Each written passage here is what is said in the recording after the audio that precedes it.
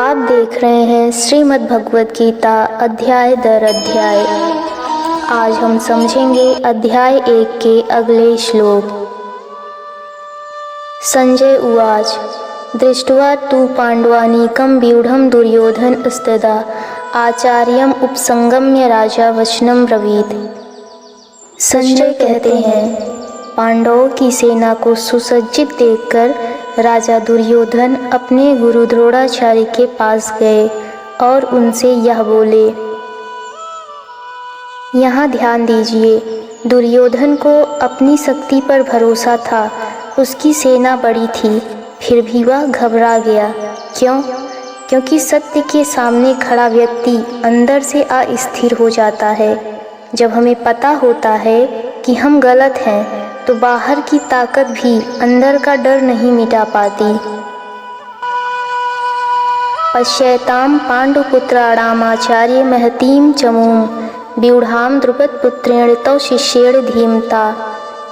दुर्योधन कहता है, हे आचार्य, देखिए पांडुपुत्रों की विशाल सेना, जिसे आपके ही बुद्धिमान शिष्य धृष्टद्युम्न ने सजाया है।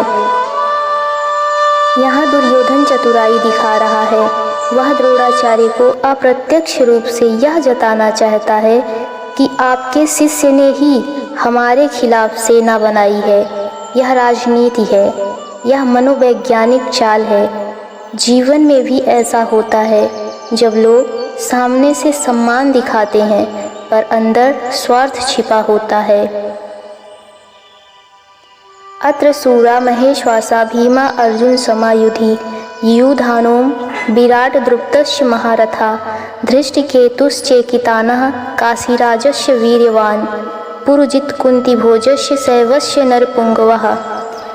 दुर्योधन कहता है, इस सेना में बड़े बड़े धनुषों वाले तथा युद्ध में भीम और अर्जुन के समान सूरवीर, सात्यकी और विराट तथा महारथी राजा द्रुपद, धृष्टकेतु और चेकितान तथा बलवान काशीराज, पुरजित, कुंती भोज और मनुष्यों में श्रेष्ठ सैव्य पराक्रमी युधामन्यु तथा बलवान उत्तमौजा, सुभद्रा पुत्र अभिमन्यु एवं द्रौपदी के 5 पुत्र, ये सभी महारथी हैं।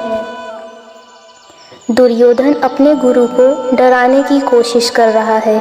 वह बार बार पांडवों की शक्ति गिना रहा है। जब मन में भय होता है तो व्यक्ति सामने वाले की ताकत को बढ़ा चढ़ाकर देखता है। जीवन से जुड़ाव। जब हम गलत रास्ते पर होते हैं तो आत्मविश्वास डगमगा जाता है। जब सत्य सामने खड़ा होता है तो अंदर का डर बाहर आ जाता है। जब मन अशांत होता है तो हम दूसरों को दोष देने लगते हैं। दुर्योधन बाहर से शक्तिशाली था, लेकिन अंदर से भयभीत। आज की सबसे बड़ी सीख, गलत के साथ खड़े होने से मन में शांति नहीं मिलती। बाहरी शक्ति से ज़्यादा महत्वपूर्ण है अंदर का सत्य।